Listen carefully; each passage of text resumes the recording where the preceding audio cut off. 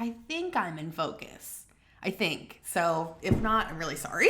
Hello, my name is Allie Cool, and today I'd like to bring you along with me on the first day of the LogoCore 30-day logo design challenge. I have about 4 years of experience getting paid to design things, so I'm not exactly an expert, but I have learned a lot, and I'd really like to start documenting my process. If you're interested in design as a hobby or even as a career, hopefully this video is helpful or at least interesting and entertaining. I'm not sure. I am a bit rusty, but if you follow along through this entire challenge on my YouTube channel or my Instagram account, hopefully you'll see that rust chip off and watch me metamorphosize, is that even a word? Into a grade A logo designer. Without further ado, let's get started.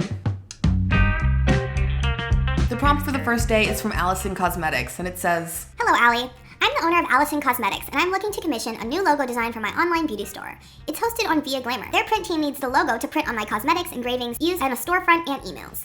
My previous logo was just a boring font and was barely readable when I used it as a profile picture on our company's social media account. I was hoping you can make our products more memorable with an eye-catching logo design. We sell mostly skincare products and cosmetics that include lipsticks, eyeshadows, blushes, and eyeliners. All of our products are vegan, and we're well known for our limited edition subscription box, where we sell several of our best-selling cosmetics in a curated package. The store mostly uses soft colors ranging from pinks to purples, so I prefer to stick to similar tones in order for the store's visuals to feel consistent. I'm not interested in any cursive typefaces. I just don't think it would be legible on our website. In addition, your design will most likely be printed on the bottom of our cosmetics. The printing area would be about 2 centimeters by 2 centimeters on a black surface, and it would be amazing to get a logo design that can fit into a tight space. I'm excited to see what you come up with. Allison Lee, Cosmetics and Beauty." some of the important things I'm noting here is that she wants something eye-catching and memorable, which, I mean, who doesn't want that?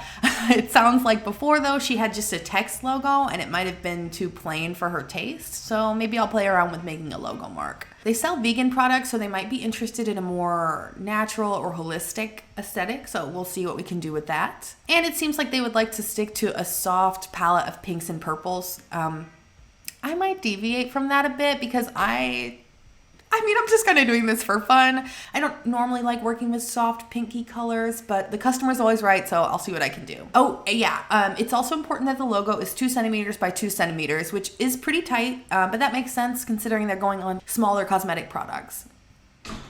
Am I in focus? Of course, with this being my first YouTube video, I made the classic mistake of not getting any B-roll of me doing these sketches, so I'll just throw those up on the screen for you guys to look at now. I made the point to measure out 2 centimeters before I started sketching anything, just so that I could have an idea of the constraints of this logo. There were a couple that I really liked, and I tried to just have fun with the process of lettering and experimenting with the more feminine shapes and symbols. I pulled this sketch straight into Illustrator and started trying to work with the pen tool to trace them, but I was just getting really frustrated with the process. I took a step away and came back and realized that I was forgetting the step in my workflow that has apparently become crucial: using my iPad. Last year, I committed to learning to draw, and I took up digital art in Procreate on my iPad. I've been working really hard to practice often and train my hand, and for better or for worse, it's really impacted my design style and my workflow. This is the time-lapse of me taking my sketches and refining them in Procreate. Basically, I've just lowered the opacity of the sketch on the background layer and traced the shapes over top on a really large, high-resolution canvas. Honestly, I can make a whole other video about how I use Procreate, and maybe one day I will, but for now I just kind of wanted to show off my process.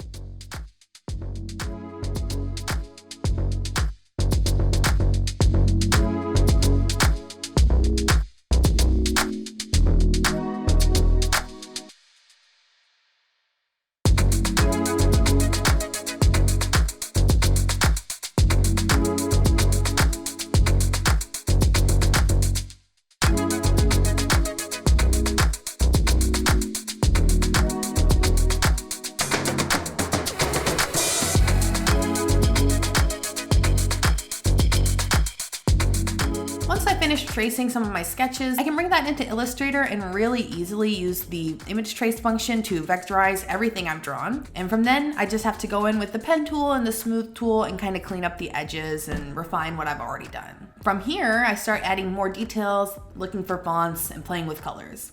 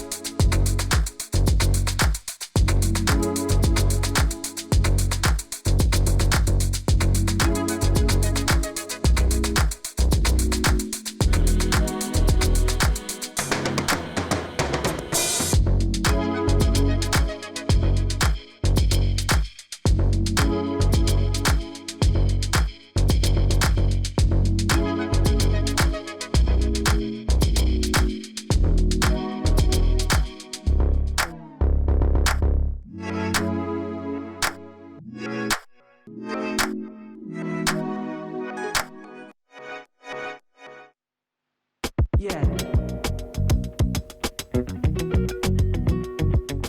Eventually, I decided I needed to keep pushing forward with this day. I felt happy enough with these 3 options to start setting up versions to present. And for this 3rd option, I didn't go with a pink color. I posted a pink version on my Instagram if you want to see it, but I wanted to just play with some more earthy tones. Like I said, I'm just here to have fun.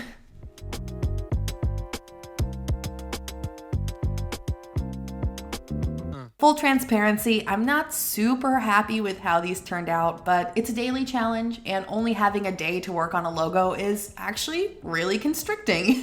Who would have thought? In the real world, I would sit on these for a couple days, keep fine-tuning them, maybe get some feedback and make some more changes before picking my favorites to present to my client. And then make revisions based on what they think. But I only have a single day, so we have to take what we can get. It's been much longer than a single day making this video. I always love making mock-ups. It just helps you get a better sense of how the logo can really be utilized. For instance, I loved how this face logo lines up with the circle perfectly on this tin, but it made me totally reconsider my font choice. That's definitely something that if I had more than a day, I would go back in and play around with and completely re-examine. But I didn't even consider that until making these mock-ups. So yeah, those are my designs. Anyway, that's all I got for today. Thank you so much for watching, at least to the end of this. You're amazing. I love you. That's crazy. Please let me know what you think. Which logo design was your favorite? Any changes you might recommend? If I get any cool feedback in the comments, maybe I'll come back to these designs at a later date. But for now, see you on day 2. Subscribe to my channel. I did it!